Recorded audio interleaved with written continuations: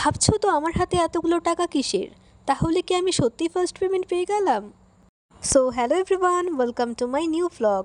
কেমন আছো তোমরা সবাই? আশা করি অনেক ভালো আছো। আমিও মোটামুটি ভালোই আছি। সকাল সকাল আমি রেডি হয়ে গেলাম, কারণ আজ আমার আছে টিউশন। এমনকি আমার ব্যাংকে অনেকগুলো কাজও আছে। আমি বেরিয়েছি 9টার দিকে, তাই অত সকালে আর ভাত খাইনি।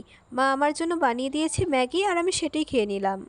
আর আমার সাথে ছিল আমার ছোট্ট বোন, তাই আমি আর আমার বোন মিলে খেয়ে নিলাম। ম্যাগিগুলো দেখতেই কিন্তু খুব স্পাইসি লাগছে, আর আমার বোন মিষ্টি জিনিসের থেকে কিন্তু স্পাইসি জিনিস খেতে বেশি পছন্দ করে। যাই হোক, তারপর খেয়ে দিয়ে আমি আমার সাইকেল নিয়ে বেরিয়ে পড়লাম টিউশনে যাওয়ার উদ্দেশ্যে। আর যাওয়ার সময় আমার বোন কিন্তু আমাকে এগিয়ে দিয়ে এলো। দেখো, তোমাদেরও হাই করে দিল। তারপর আর কি, প্রচণ্ড রোদের মধ্যে আমি সাইকেল চালাচ্ছি। যে পরিমাণে আমি রোদে যাতায়াত করি, তাও আবার উইদাউট সানস্ক্রিন। মনে হয় আফ্রিকান মোড় হতে আর বেশি দেরি নেই। আর এই হলো আমাদের টিউশনের গলি। এতক্ষণ তো আমি মেইন রোডে সাইকেল চালাচ্ছিলাম, তাই আর কোনো ভিডিও করা হয়নি। তোমাদের একটা কথা বলি, আমি না ব্রেভ গার্ল নই। আমার খুব ভয় লাগে, একটু ভিড় দেখলে সাইকেল নিয়ে মনে হয় পড়ে যাব।